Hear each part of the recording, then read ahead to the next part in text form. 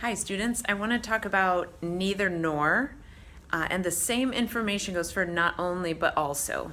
And so I noticed in our book that it gives us some examples about neither nor in the subject, but it doesn't give us examples as much for the object or for verbs. So I want to show you some examples. So these examples are going to be with neither nor, but you can use the same patterns with not only but also. So in the subject part of the sentence, I have neither my mom nor my brother is here. So I have neither right before my mom, and then I have nor right before my brother. So I'm combining a subject with another subject. So it's a two-part subject. But when we use it in an object, it becomes a little bit more complicated. So this one is saying my mom doesn't eat neither meat nor sugar. This is wrong. And I wanted to write it here like this because I noticed that a lot of people wrote this kind of sentence in the Canvas discussion. So I'm going to show you what we need to do to make this correct. We need to take our neither and we need to move it in front of the verb. Because right now we have neither, but it's doesn't eat. So my mom doesn't eat meat and my mom doesn't eat sugar. So we're actually going to put the neither in front of the verb. And we're going to take away doesn't.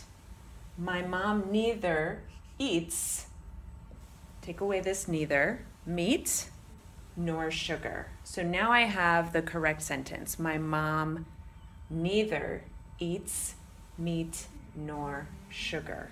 So I'm just moving the neither in front of the verb when I'm connecting two objects, meat and sugar. All right. And then I want to show you an example with verbs because it's very similar.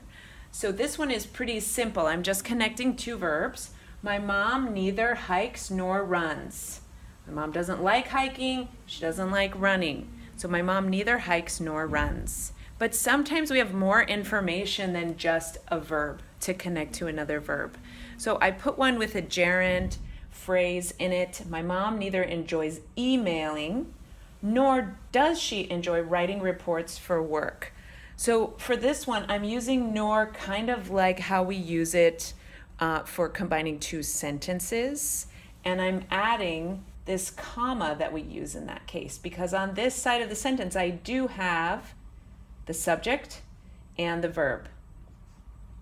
So when we have a more complicated verb connection, enjoys writing reports for work, she doesn't enjoy it, she doesn't enjoy emailing, I have to add more information to make it extra clear. I can't just say my mom neither enjoys emailing nor writing reports for work. It doesn't have the full meaning and it's a little confusing. So I would repeat some of the extra information like she and enjoy, but I do need to do my inversion where I have nor does she enjoy. And then I add the whole gerund phrase, reports for work.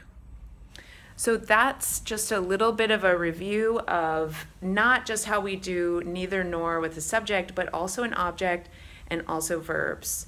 The same kind of rules go for both, not only, but also, and we'll see some examples with that on Canvas. Have a good weekend.